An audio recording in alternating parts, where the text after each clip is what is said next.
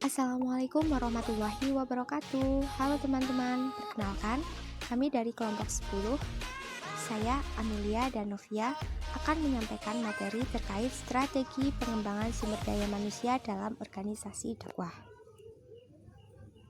Pada kesempatan kali ini kita akan membahas 3 poin, yaitu pertama, konsep pengembangan sumber daya manusia, yang kedua, kebutuhan sumber daya manusia dalam dakwah, dan yang terakhir, strategi pengembangan sumber daya manusia dalam dakwah. Konsep pengembangan sumber daya manusia dalam organisasi ialah suatu usaha dalam rangka meningkatkan daya saing terhadap ancaman lingkungan eksternal dan upaya menjaga daya inovatif dalam menciptakan peluang.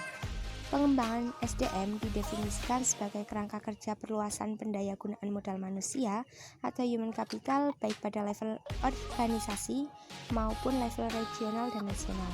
Secara umum, pengembangan sumber daya manusia ialah perpaduan antara pendidikan dan pelatihan, kesehatan dan ketenagakerjaan untuk menjamin pertumbuhan dan perbaikan.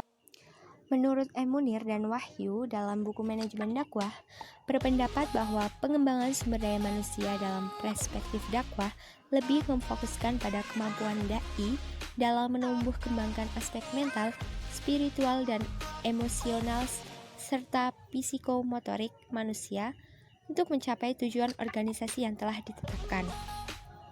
Adapun identifikasinya sebagai berikut. Yang pertama, ciri keagamaan, bahwa seorang dai sebagai kekuatan sumber daya manusia yang ideal harus memiliki keimanan dan keyakinan yang kuat serta konsisten sehingga mampu mempengaruhi perilaku dan kultur hidupnya. Yang kedua adalah ciri keilmuan. Seorang dai ditandai dengan kemampuan skill yang baik di samping keahlian dan keterampilannya. Kemudian yang ketiga yaitu ciri motivasi. Untuk menjadi bagian dari sumber daya manusia yang potensial, maka seorang dai harus memiliki motivasi untuk maju dan produktif. Demikian penyampaian materi dari kelompok kami.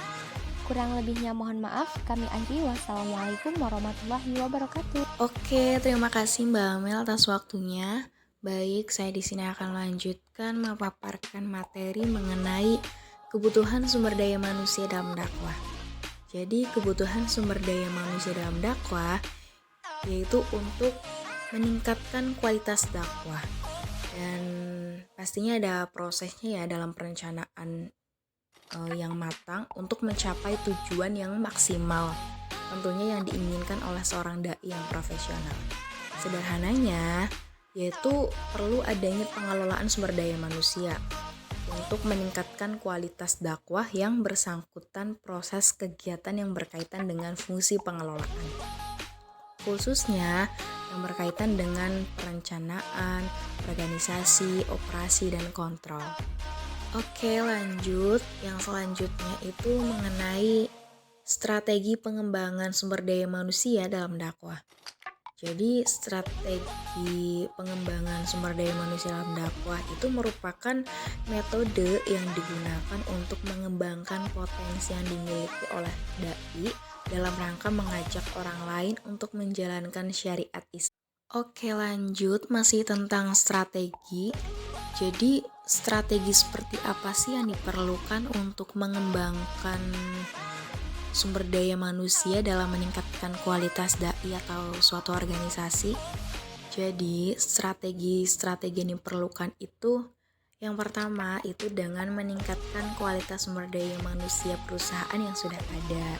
Yang kedua, itu mengadakan pelatihan sesuai bidang yang dialami oleh karyawan ataupun dai.